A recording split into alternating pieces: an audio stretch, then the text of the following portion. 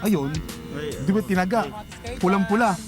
Bili ka daw kamatis. Ano yung kaya kamatis? Oh, bili mo na yan. Oh, sige na. Para umalis. Mura lang yan. Magkano yan? 10 piso lang. 5. Sige na, doon na. Ang dami mong exposure. Doon ka. Gagawa ako ng tomato sauce para ulam natin mamaya. Teka. Ba't lahat binili mo? Ang dami naman yan. Tamo. May isa pang bulok. Eh, siyempre tatanggalin ko yung Sa bulok ulo na yun, sabi. Sariwa daw. Eh, hayaan mo na yun. Basta ito, tatanggalin natin yung bulok para hindi mahawa yung sariwa. Ha? Oh. Bakit? Nakakahawa ba yung bulok? Eh, siyempre, parang gobyerno yan eh. Kung yan, may bulok, sigurado mahahawa yung malilinis dyan. Bakit?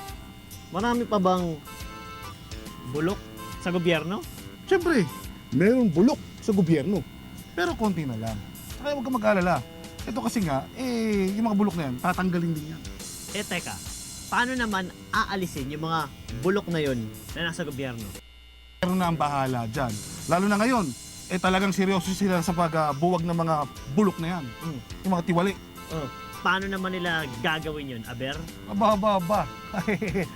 Hindi mo ba alam na may rips? Ito yung tutulong sa atin para alisin yung mga bulok na kamatis na yan sa gobyerno. Rips! Oo, Masama yun! Makukulong ka habang buhay dun! Sinasabi ko. hindi yan ang ibig ko sabihin. Ang ibig sabihin ng RIPS ay Revenue, Integrity, Protection, Services.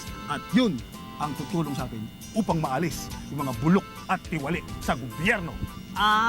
Yun pala yun. Oo. Teka, paano naman nila malalaman kung may bulok na kamatis? Siyempre, pag may naamoy sila na mabaho o di kaya source nila ang nagsabing may mabaho doon, ay iimbestigahan nila yun.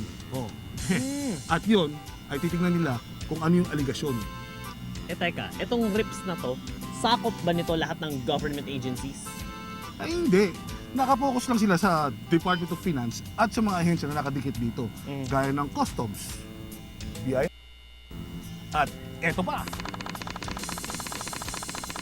Ibig sabihin, ang RIPS ang nag-iimbestiga sa mga empleyado at opisyal ng mga ahensyang yan, yung mga kasama dyan, na may ginagawang malansa, yung mga nagnanakaw ng kayamanan ng bayan. Tumpak!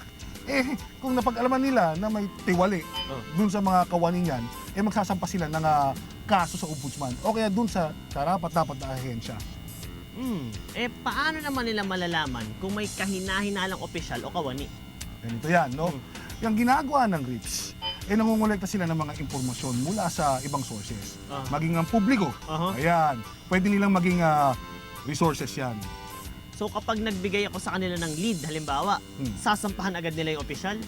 Hindi basta-basta ganun. No? I-validate muna nila yung mga impormasyon na nakalap nila.